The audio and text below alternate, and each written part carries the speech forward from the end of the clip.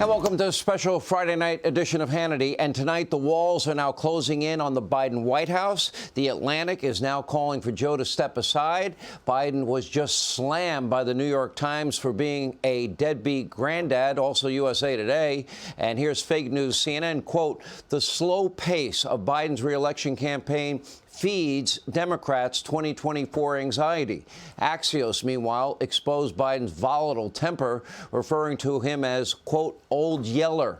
Whistleblowers continue to allege serious crimes committed by Joe and Hunter, including bribery, tax violations, money laundering. We'll learn a lot more next week. And let's not forget, cocaine and now other drugs, we find out, were discovered in the West Wing of Joe's White House. But, of course, they haven't found the culprit and they're not looking anymore. Biden's trip abroad was an outright disaster. And take a look at your screen. Well, this was in Finland. Joe nibbling, if you will, and trying to kiss a terrified-looking toddler. Creepy Joe is back. But let's be clear. Joe Biden's always been creepy, weird, and not very smart. But to make matters worse, his cognitive decline has now rendered him totally, completely inept. You decide. President Zelensky, how soon after the war would you like to be in NATO? How soon after the war would you like to join NATO? An hour and 20 minutes. Here we go. You guys ask really insightful questions. Vladimir and I shouldn't be so familiar. Mr. Zelensky and I talked about the kind of guarantees we could make in the meantime. The Minister Yakubu, daughter of Ireland. You can tell that's a Freudian slip. I'm thinking of home. The daughter of Iceland, and I want to say I think we've had a very productive summit. Soon NATO will be the 32nd freestanding, have 32 freestanding members, ceasing its attacks on its inhumane attacks on Russia. By Russia on Ukraine. How embarrassing, right? And by the way, Joe, President Zelensky is not Vladimir Putin. Anyway, Biden then proceeded to trip up the stairs. Here we go. Whoopsie daisy. Once again. Oh, there it is.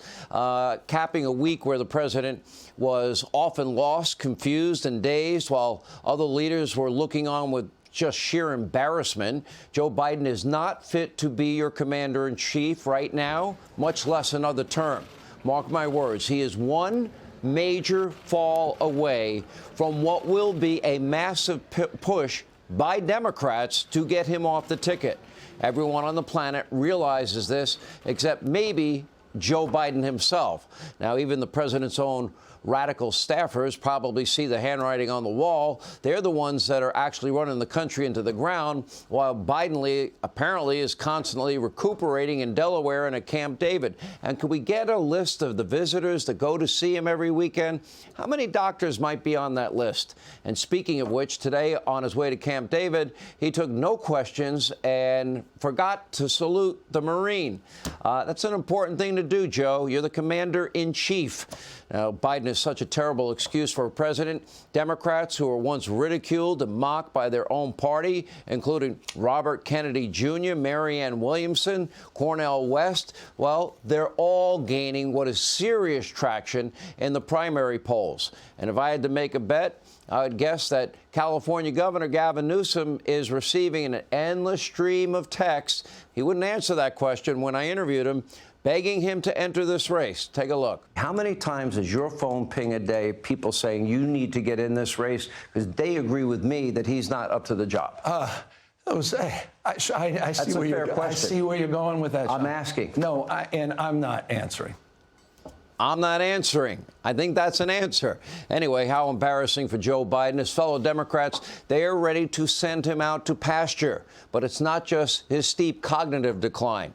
Well, put it simply, Joe Biden is slimy. His family's access peddling and sketchy foreign business deals are a massive, real problem now. We're going to learn a lot more next week. His refusal to recognize his own 4-year-old granddaughter, frankly, is reprehensible and downright immoral and cruel. cruel. His history of plagiarism and the nonstop lying and storytelling is a cause for concern to everybody in this country. He just tells outright provable lies regularly. And of course, the media has been protecting him, maybe not so much now. And his behavior around young women and small children, yeah, it is creepy, it is weird. So if you're a Democrat and you're watching tonight, ask yourself, would you hire Joe Biden in any job in the real world? Would you hire him to work at McDonald's or Home Depot? He's been a lawyer for decades. Would you let Joe Biden represent you in a court of law, argue your case before a judge and a jury? Would you be comfortable with your life in his hands? Would you trust him with any task, big or small? Now, if the answer to those questions is no, you have an obligation to replace him, not only on the ticket, but as president, with someone that is actually aware, articulate, competent. This is a constitutional republic. You do not have to rubber stamp his reelection bid. And let's face it, Biden's poll numbers are historically bad. There is a big chance that he loses come November 2024. So make no mistake, tonight there is a chance that Democrats, they will be the ones to move on from Joe Biden before the election and replace him. And that is why the walls are now closing in on the Biden White House. Now, coming up, we're going to break down Biden's scandals in detail throughout the show. Hey, Sean Hannity here. Hey, click here to subscribe to Fox News YouTube page and catch our hottest interviews and most compelling analysis. You will not get it anywhere else.